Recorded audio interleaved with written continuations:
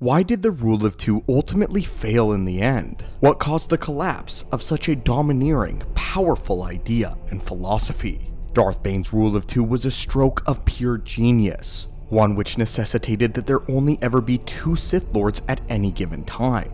This allowed the Sith to maintain total control of their order and evolve, but do so at a much quicker pace. It was the spark of brilliance needed for the Sith to finally end the cycle of rising up, only to be defeated by the Jedi and the Republic. Over the course of 1,000 years, they would grow from their old ways and return to the galaxy as politicians, bankers, and businessmen, who would conquer the Republic by puppeteering the already present corruption. However, once the Sith were finally in power, they only held the galaxy for 20 years before it all came crumbling down. While many can attribute the mistakes of the Galactic Empire all to Sidious, there was a fundamental flaw with the system of the Rule of Two. A crack, which caused the downfall of the Sith to be more devastating this time than ever before. So today, we open a Sith holocron and talk about why the Rule of Two ultimately failed in the long run. But before we open the holocron, we have experienced a terrible vision. Many who use our archives and open our holocrons have not yet subscribed, so if you've been enjoying the daily Star Wars lore, reach out and crush that subscribe button. It is your destiny. Before we begin with the holocron, we must make something exceedingly clear. We at the Archives are extensive supporters of Darth Bane, and the Rule of Two was nothing short of a stroke of genius. Not to mention that it wasn't a complete failure, as it did accomplish what it was set out to do.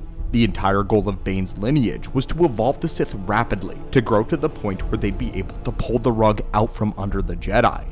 But we did want to be fair and bring attention to an oversight that one of our favorite Sith Lords did in fact make. The purpose of the new Sith way was to eventually conquer the galaxy, but the problem arises when the Sith actually had no idea what to do when they gained control. Simply put, the Rule of Two succeeded in seizing the galaxy, but failed at sustaining its rule. The Baneite Sith never really had a plan for what to do once they conquered the galaxy, as all of their energy and thought processes were permanently stuck at step 1, eliminating the Jedi. The main hurdle they were facing was wresting authority of the Republic away from the Jedi who had protected it for 1,000 generations. Interestingly, dominating the galaxy felt like such a far-off goal to the Sith that I'm sure some of the Rule of Two Sith didn't think that they would actually get that far so soon. And unfortunately, Bane would never leave behind a plan for how the Sith would conquer the galaxy or how they would rule it. In Bane's defense, his thought process during the Rule of Two was consumed entirely on getting the Sith to evolve. That was essentially step 0. Bane was not focused on the distant future, but rather the present, which was establishing the chain of events, one to facilitate the growth of the Sith Order. It was up to the future generations of Sith to figure out what to do with that growth. Wisely, Bane had intended on leaving the minutiae of the grand plan to later Sith, the Sith who would be able to manipulate their individual era. The Sith had to change the galaxy. But of course, Bane wasn't going to know how the galaxy itself would change. It's not like he could plan every single step day by day. But while leaving that sort of thing to his successors was the best idea, perhaps Darth Bane would have at least laid out some idea of what the Sith Empire was actually supposed to look like once the Jedi were gone. What would the Sith do with all of the power that they had amassed? What did the Rule of Two Sith want out of their new rulership? How would they change things in the galaxy? What is the actual purpose of their rule? We don't really get an answer to any of these questions until Palpatine comes along and decides all of it for himself. In almost every instance that we hear a Rule of Two Sith speak, the subject matter is an evolution of the Order, but not the ultimate goal. They talk about being a disease in the cells of the Republic which goes undetected, and how they are a deadly gas rather than a raging fire. All of that is fantastic for the conquest of the galaxy, but in no way does that help once they've achieved what they've set out to do. Perhaps in his holocron, or in the teachings passed down from master to student, Bane could have instilled some sort of doctrine for how the Sith should use their new royalty. Assuming that he trusted the fulfiller of the grand plan to figure all of this out, Bane definitely should have thought about how the Rule of Two was supposed to operate within this era when the Sith are no longer in hiding. Their biggest issue comes when you realize that once the galaxy is under the Sith's control, what's the purpose of continuing with the Baneite way and the Rule of Two? Perhaps Bane assumed that each apprentice could keep overthrowing their master for the position of Emperor instead instead of just the title of Dark Lord, thus making stronger emperors with each new era so that they would never be overthrown. It's clear that Bane never intended for the rule of two to cease at all. It was always meant to be an eternal thing. When the Holocron Guardian spoke to Darth Krayt, he called him a heretic and a fool for breaking away of the rule of two. And with this comes a big reveal. It was Bane's intention to keep this as the new Sith way for the remainder of their existence, and Bane believed that this could be sustained essentially forever.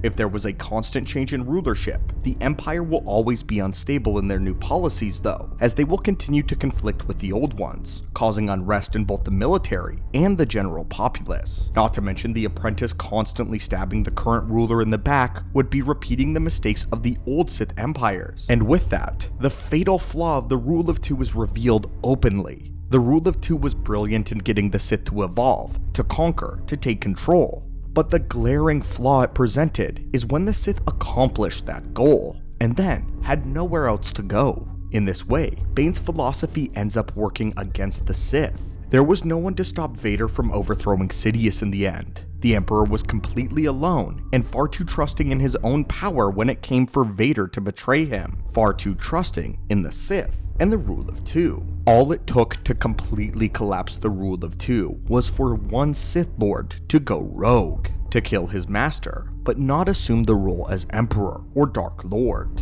This had almost happened before with Darth Gravid, who desired to completely dismantle the Sith Order following going insane. If it hadn't been for the clutch efforts of Darth Gene, then the Sith as we know would have been toppled over because of a single man. Darth Sidious had every intention of ending the rule of two and creating what he called the rule of one. Sidious described the rule of one like this: the Sith will now be sustained by one to hold the power, and others talented in the Force to execute my will as darkside agents. As the new rule of one is enacted, I will be free to enlist a throng of darkside followers. These talented mimics will be trained to replicate a smattering of my abilities, yet will never take even a fraction of my authority. This is why Sidious implemented several Force-based groups that were not Sith, such as the Shadow Guard, the Emperor's Hands, and the Inquisitorius. An interesting way and an interesting philosophy. But not only did he not fully accomplish his goal while Vader was alive, but he made a grave error during the transition from the rule of two to the rule of one. His mistake comes in the same way that Krayt's rule of one would also fall. Palpatine didn't account for the fact that he was not invincible. He discounted Vader's potential to overthrow him, and when all of that happened, all of his power and authority meant nothing. And ultimately, if there is only one or two Sith supporting the entirety of the Order, lifting it all on their shoulders alone, and they both end up failing, the Empire crumbles along with them. With that said, I believe that had Bane been given more time, more focus on what to do after they conquered the galaxy, that with the combined might of Sidious and Bane and the grand plan of the Sith, that the Sith very likely could have ruled for all eternity. Make no mistake, the rule of two ultimately failed in the end, but for the reason for which it was designed, it accomplished it nearly flawlessly. So, I leave the question to you, my friends and students of the Force. Was the rule of two really a failure after all? Was Bane's system flawed, or was it executed nearly to perfection?